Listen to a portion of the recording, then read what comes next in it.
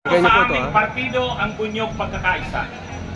Ako po si Atty. Ricky Tumutorgo, pero sa social media mas kilala po akong si Atty. Enzo Recto. Galing pa po akong Bicol, nagbiyahe ako kagabi. Layo para makilahok dito, makiisa, kasama ang aming mga kasamahan sa aming Bunyog Party. Natutuwa po kami sa Bunyog dahil sa nangyayaring ito. Ito pong pagtitipon ngayon, itong ating sinasagawang aktibidad ay napaka makasaysayan po nito. Yan. Unang-una, akala ng mga kurap, yung mga pagkilos natin noong nakaraang taong 2025 ay natapos na. Akala nila, yung makailang beses nating rally sa Luneta at yung mga rally dito sa EDSA, yung trillion peso march dito, akala nila wala na yon, tapos na yon. So akala ng mga kurap, ay salamat, wala na yatang mga rallying mangyayari. Nakakonsentra na yata ang lahat sa impeachment ni Sara. Doon sila nagkamali.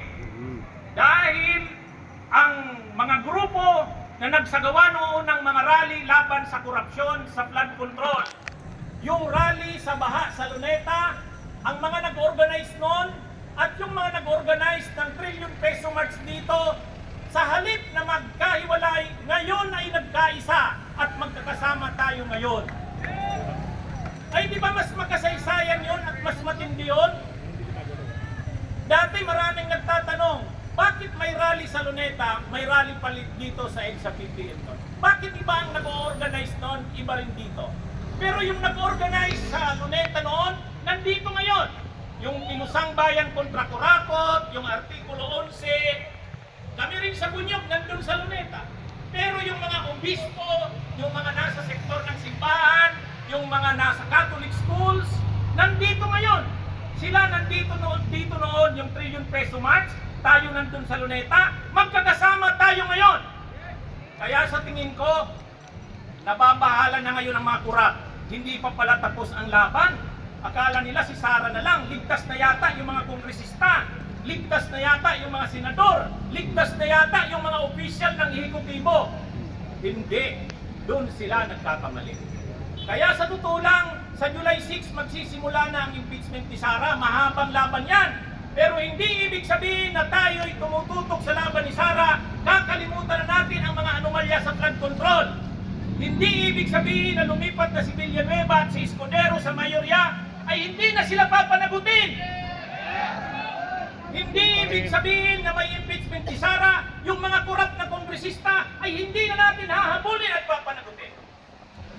Hindi ibig sabihin na may impeachment ni Sara, hindi kakalimutan na natin si Bersamin, kakalimutan natin si Traiguel Bulaybar, kakalimutan na natin si Amina Pangandaman. Yan sila nagkakamali.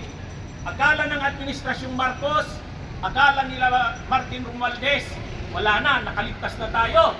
Hindi. Mas tumibay pa nga ngayon. Kaya dahil tulad ng nasabi ko, yung dalawang grupo noon, mas nagsama ngayon.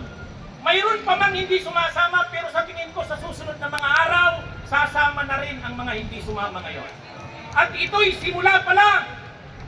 Kaya mga kasama, natutuwa kami sa pagkakaisang pinapakita natin ngayon. Kaya kahit ako galing ng Naga, lumuwas ako kagabi para makiisa dito, para pangunahan ng aming grupo sa Bunyog.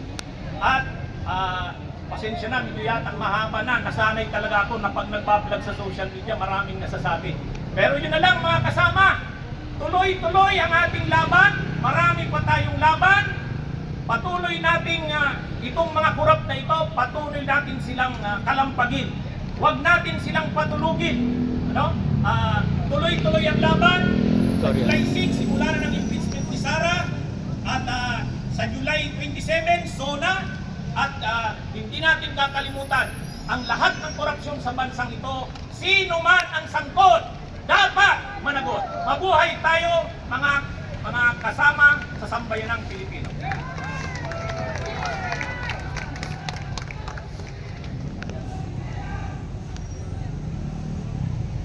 Magandang hapon sa inyong lahat.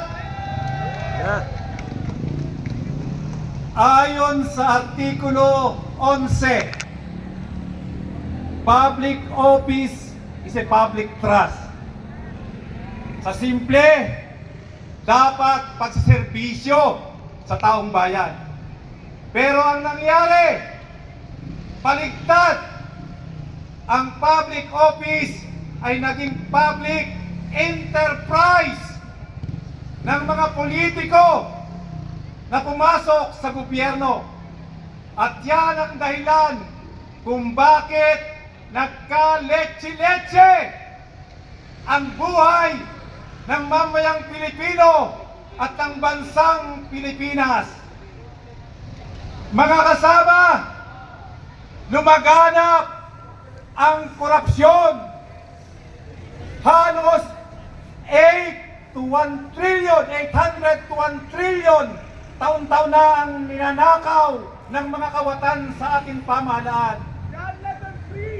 Pero hindi lamang ang direktang pagnanakaw ang nagpapahirap sa ating bayan, kundi sa ibang forma ng pagnanakaw tulad ng paggawa ng mga batas, patakaran at programa na nagpapahirap sa kabuhayan ng ating bayan.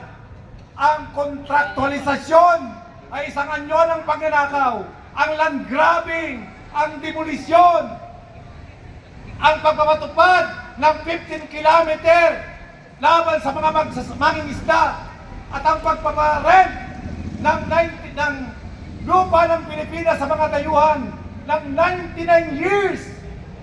Pero nyo, 99 years dahil bawal sa dayuhan ng magbayari ng lupa sa Pilipinas, inikutan at ang ginawa ay rent ng lupa ng 99 years. Kaya yung Silica Pac Silica dyan sa New Clark City ay nakuha ng mga Amerikano for 99 years, 1,619 hektarya. At yan ay isang anyo ng pagnanakaw. Pagnanakaw din ang batas tungkol sa provincial rate na dati ang sweldo ng mga manggagawa sa probinsya ay kapantay ng sa Metro Manila. Pero dahil sa patakarang provincial rate, nagawa nilang bawasan ang sweldo ng mga manggagawa. Yan ay corruption din. At yan ay lumawak pa ng lumawak at tumindi ng tumindi dahil sa paglaganap na parang kabute ng political dynasty sa ating bansa. Ang political dynasty, ang kakambal ng korupsyon, ng pagpapahirap sa ating bayan. Yan ang political dynasty. Kaya dapat wakasan na ang ganitong klase ng sistema ng politika sa ating bansa. Wakasan ang political dynasty. Wakasan ang korupsyon at magkaroon ng electoral reform. Hindi po pwede na ang ating eleksyon ay para lang sa mga sikat at mga bilyonaryo.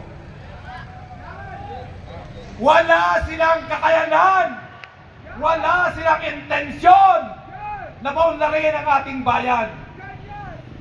Kaya dapat mga kasama, mula ngayon ay ipanawagan natin o maging panuntunan natin,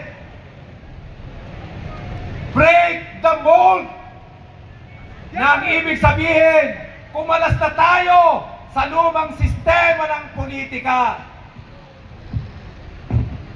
at taglayin natin o hakbangin natin ang landas sa bagong politika, politika ng pagkakaisa, politika ng pagkasama-sama na walang kulay na tulad ng ginagawa natin ngayon.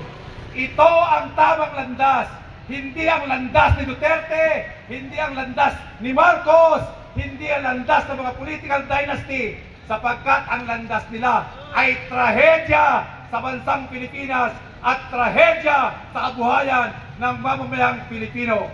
Kaya, mabuhay ang ating pagsasama-sama ngayong araw na ito. At sana hindi dito magtapos sapagkat ang pagbabago ay nasa kamay ng sambayanang Pilipino. Yun lamang. Maraming salamat at mabuhay ang ating pagsasama-sama. Isigaw natin muli! Kulong lahat! Mga kurakot! Kulong lahat! Mga kurakot! Kulong lahat! Mga kurakot! Pondo sa serbisyo, hindi sa korupsyon! Lahat ng sakot! Dapat managot! Dapat managot! Lahat ng sangkot! Pakinggan natin ang pinadalang mensahe ng pakikisa ni Prime Bishop Nestor Polte ng Episcopal Church in the Philippines. Greetings everyone here in the UK. The Episcopal Church in the Philippines expresses its support for the White Ribbon Movement in its call for truth, accountability, justice, and integrity in public life. As Christians, we affirm that public service is a sacred trust, and that the exercise of authority must always be guided by honesty, responsibility, and a commitment to the common good. Corruption, abuse of power, and all forms of injustice People power. diminish human dignity, weaken institutions, and undermine the flourishing Edsa of po to, sa Edsa. communities. The White Ribbon Movement serves as a visible reminder that citizens and leaders alike share a moral responsibility to uphold Sorry. transparency, accountability, and ethical leadership.